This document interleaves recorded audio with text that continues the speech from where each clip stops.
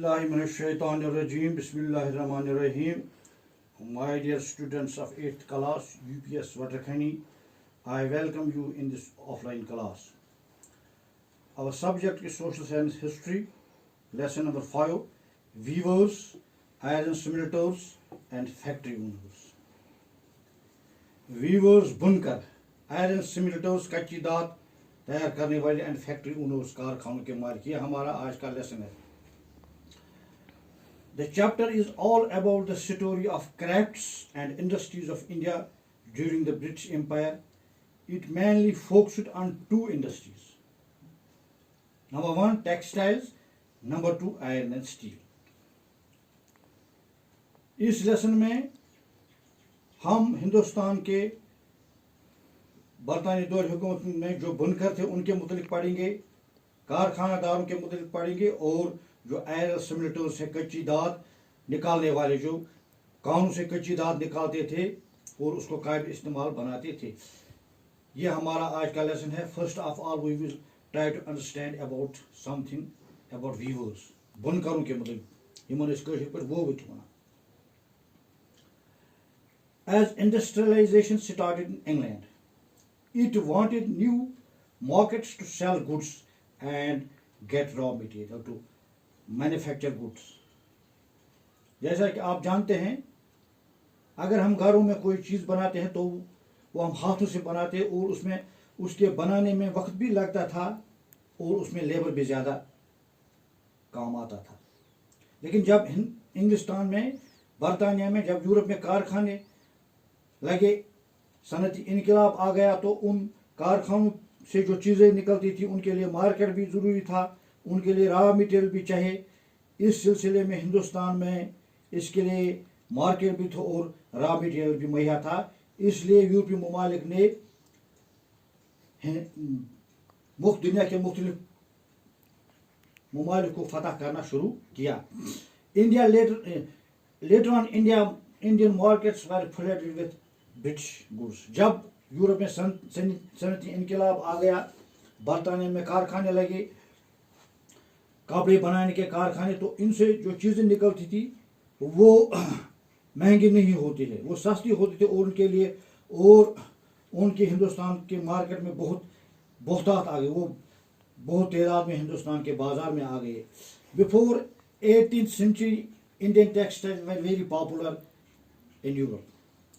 यानी 18वीं सदी से पहले हिंदुस्तान में जो कपड़े बनते थे वो यूरोप के ममालिक में बहुत ज़्यादा पसंद किए जाते थे, उनकी मांग थी बहुत ज़्यादा.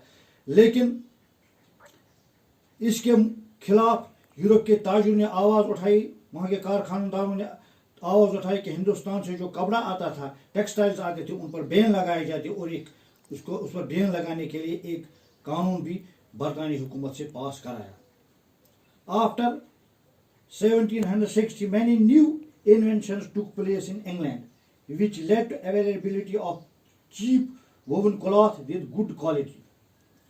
1760 में हिंदुस्तान में नए नए जदीद कारखाने, कपड़े बनाने के जदीद कारखाने कायम हुए, वहाँ से जो कपड़ा बनकर तैयार आता था वो सस्ता था और उसकी क्वालिटी भी अच्छी थी. So European companies brought such cloth to India and to destruction of Indian textile industry.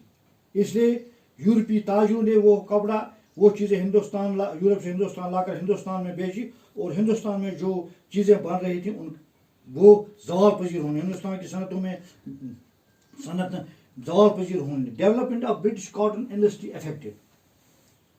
जब बरतानिया में जो कॉटन इंडस्ट्री थी, जब वो उसके वजूद में आने से हिंदुस्तान की जो कॉटन इंडस्ट्री वो ज़वाल पजीर हो गई. Indian industries had to compete with British industries. बैनुल अक़वामी बाजार में हिंदुस्तान की जो टेक्सटाइल इंडस्ट्री है वो मुकाबला करने में नाकाम, वो उस पर नहीं उतरी, उस मुकाबले में नहीं उतरी. Exporting textile became very difficult. Hindustan से जो कपड़ा बाहर जाता था उस पर भी बड़े टैक्स लगाए गए. Heavy duties were imposed on goods led to decline of tax, Indian tax. इस तरह से हिंदुस्तान की जो कपड़े की सनत है ये असर अंदाज हुई, ये ज़वाल पजीर हो गई.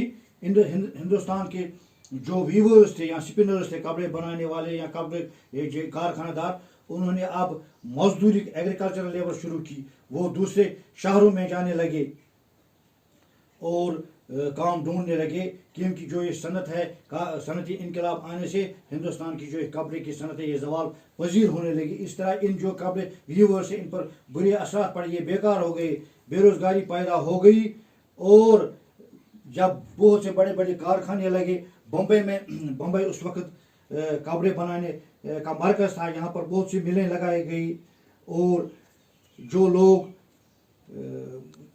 لوگوں نے ان کارخانوں کے مالک تھے وہ ہجرت کر گئے اپنے ملک سے وہ دوسرے ملکوں میں چلے گئے کام کے ڈھونڈنے کے سلسلے میں اور 1885 میں بمبئی ایک ٹیکسٹائل مرکز کی طور پر ابھر گیا اور 1900 عیسوی میں یہاں پر تقریباً 84 ملز قائم ہو گئے یہ تھا ویورز کے متعلق انشاءاللہ کل ہم آئرن سیمنٹرز کے متعلق کچھ جانکاری حاصل کریں گے شکریہ